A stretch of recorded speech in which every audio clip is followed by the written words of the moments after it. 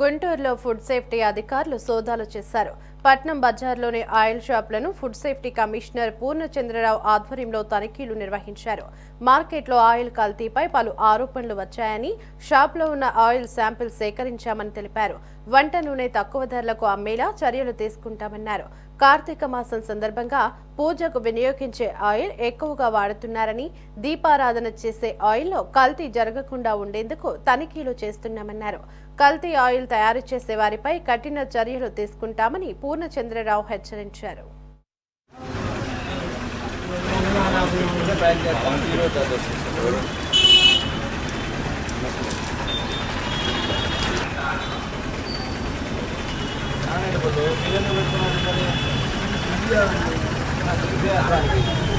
Oil అమ్ముకోవడానికి ఇంకా ఇచ్చావు కదా నిడుగులని అంటే మీకే ఒక్కరికే తిరుగుతాయా?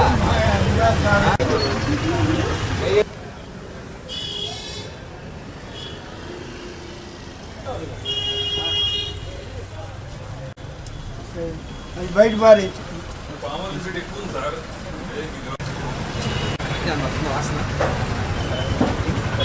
వస్తుంది పుట్టుగా చూడడం కోసం.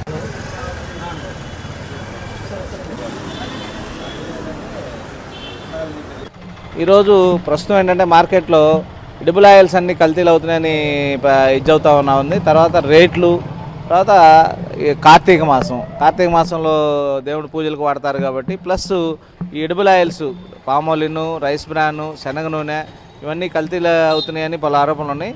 దాని నిమిత్తం ఇవాళ మా గుంటూరు కలెక్టర్ గారి ఆదేశం మరియు మా ఫుడ్ సేఫ్టీ కమిషనర్ ఆదేశం మేరకు సివిల్ సప్లైస్, ఫుడ్ సేఫ్టీ టీములుగా ఏర్పడి ఆయిల్ షాపులు తనిఖీ చేయడం జరుగుతుంది. దానిలో పాటుగా ఇవాళ ఈ షాపును తనిఖీ చేసాం. ఇక్కడ శనగ నూనె, palmolein oil, refined palmolein oil, refined rice bran ఉన్నాయి. అన్నీ తనిఖీ చేసి శాంపిల్స్ కలెక్ట్ చేయడం జరిగింది.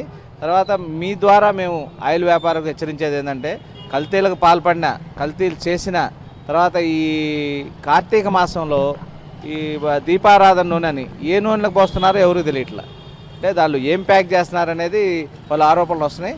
వాళ్ళని కూడా చర్యలు తీసుకోవడం జరుగుతుంది. మీ ద్వారా మేము హెచ్చరించేది ఏంటంటే, కల్తీలకు పాల్పడితే ఎవరిని ఉపేక్షించేది లేదు. ఖచ్చితంగా కఠిన చర్యలు తీసుకోవడం జరుగుతుంది. సివిల్ సప్లై అధికారులు కూడా స్టాక్స్ వెరిఫై చేస్తున్నారు. దాంట్లో వైలేషన్స్, మా దాంట్లో ఏమైనా వైలేషన్స్ ఉంటే షాప్ సీజ్ చేయడం జరుగుతుంది. స్టాక్స్ కూడా సీజ్